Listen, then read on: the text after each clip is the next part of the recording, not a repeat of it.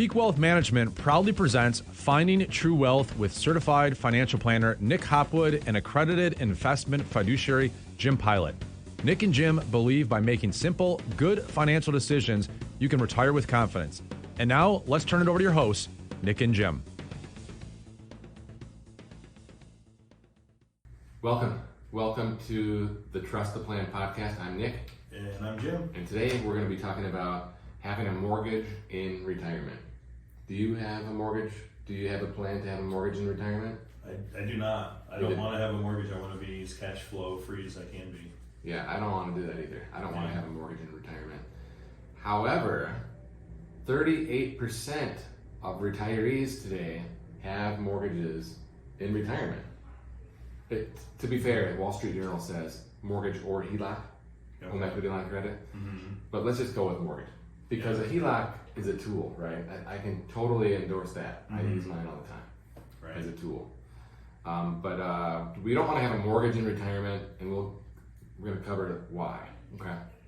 So the Wall Street Journal is making a case that since interest rates are up in the bond market, okay. So for instance, like the 2-year Treasury is paying like 3.6, which is remarkable. Yeah, it really is. Mm-hmm. And maybe last year or 2 years ago, you have a mortgage that is 3%. Mm-hmm. So if you can make 3.5 on a guaranteed Treasury, that's better than having a 3%. That's better than that's a higher rate of income than the interest expense of the mortgage, right? Right. So let's do it. Right. That's it. I mean, there's a lot of people that think that way, and a lot of advisors that advise that way because on paper, it does make sense, right? In fact, in the article, there's a gentleman advisor named Mr. Roth. His real name is Roth. What? Yeah. He stole your name? I was like, wait, I don't remember getting quoted for the Wall Street Journal article on mortgages in retirement. By the way, I am open to getting quotes in the journal. Okay. If any reporter put that out there for others. I'd be willing to contribute. But this guy, Mr. Roth, here's what he says, right? He says, if I can make 3.5 on a guaranteed Treasury and have a 3% mortgage, you're making more. I'm like, well, hold on, Mr. Roth. Okay, there's more to it, okay? The math actually doesn't work. Yeah. Let me explain why, okay? Because the principal has to be paid back as well with each payment. We're not doing any interest-only crap, okay? So a 30-year, let's just use $100,000, okay? A 30-year, $100,000 principal and interest payment at 3% would be $421 a month. Pretty cheap, right? No big deal. Yeah. Which is like $5,052. Well, if we have a 3.5% Treasury on $100,000, that's $3,500 worth of interest, which is taxable as ordinary income, not capital gains, not a qualified dividend, taxable interest. So the principal and interest payment of, let's just call it $5,000, is more than the interest on the $3,500, right? And the $3,500 is taxable, so it's going to be, let's just call it $3,000. Rough math, fuzzy math. So we have a deficit, okay, of $2,000. Right. All right. So how is that going to help me? Right. Yeah, it doesn't. You have to dig deeper, right, into the numbers, just like you did, because people look at it so simplistically and say, I make 3.5, I only spend 3, makes more sense. In a vacuum, if this is still the only thing, our only resource, our only debt, and our only portfolio, and our only expense, and whatever, you'd have to be selling off, a couple thousand worth of the bond each year, right, to make the payment for 30 straight years. That's true. Yeah. So then the interest is less and less, reverse snowball, and ultimately, you would have been better off having no mortgage and no income and no tax and all that. But wait, I want my tax deduction. Yeah, right. I just brought this up with a group this morning, actually. All right, so take it away. Well, everybody thinks, well, I need to have my mortgage, right? So it helps me with my tax. I pay too much in tax. I need a mortgage, right? Because I can write off all that interest. But it's just not the case anymore, right? First of all, the standard deduction has gone up, and it makes it unattractive for most people to even consider itemizing. It just doesn't make sense, right? Yeah. But secondly, you're only saving a portion of that interest, right? If you're in the 24% tax bracket and you're paying $1,000 in interest, you're saving $240.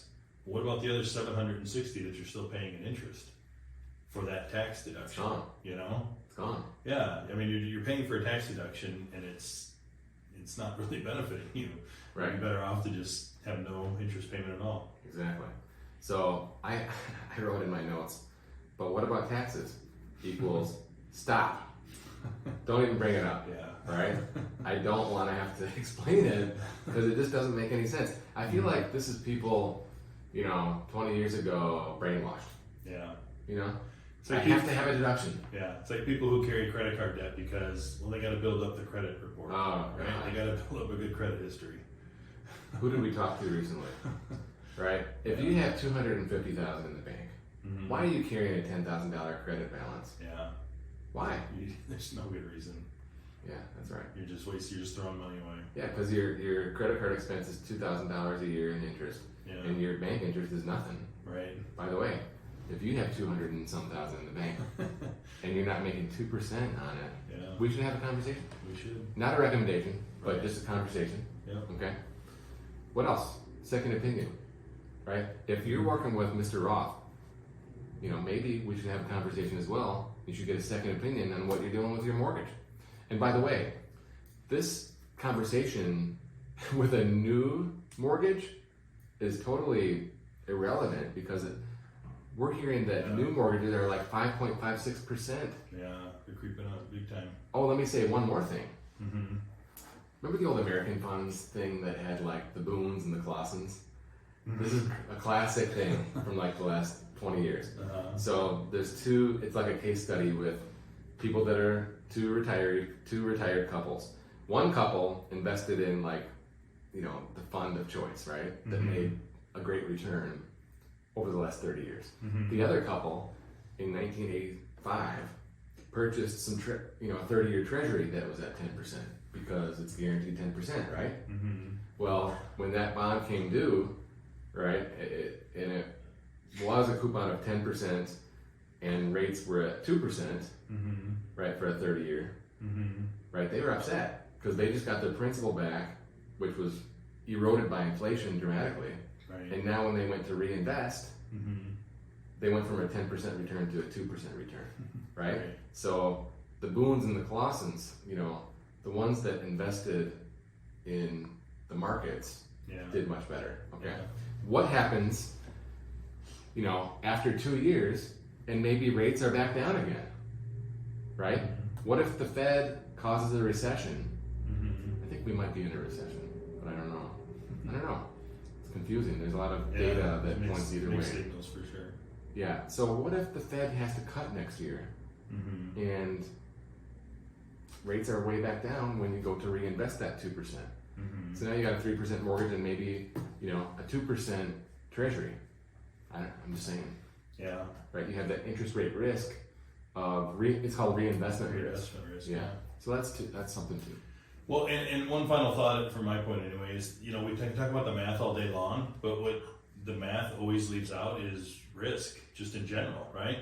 If you decide to keep a mortgage in place because you think you can make more in bonds or whatever, well, what happens if you become disabled, you can't work, you lose employment, right? Income decreases, something like that, right? The mortgage doesn't stop, right? You still have the mortgage, you're still committed to a payment.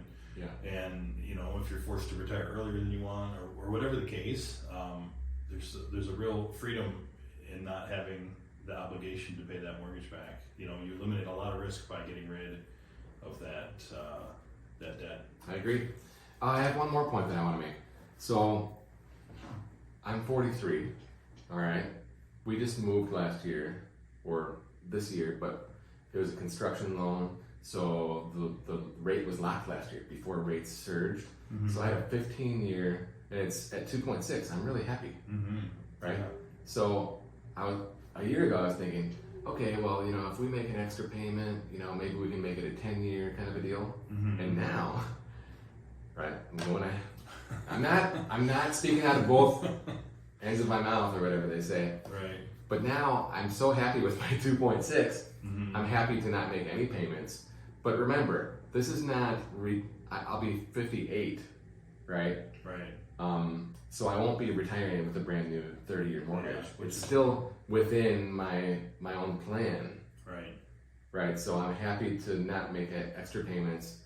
But I certainly won't be going to the bank when I'm 58 to do a cash out refi so I can invest in treasuries. Yeah. Right. So Right.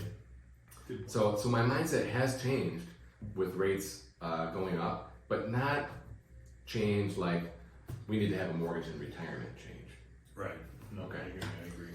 Yeah. So Jim, where can people go if they want a second opinion? The first place I would go is peakwm.com. WM, Yeah. as in watermelon. You can go there. You can find information about us as well as book right online. And if you're watching on YouTube, what do we say? Hit the like button. Smash the bell and smash the like. Get the notification. My son says you got to get the notifications too, so you know when the new videos come out. Yeah. Do that. He knows how to YouTube. Yes. Yes. We have like 80 subscribers now, right? We need 81. Yes, we do. Thanks.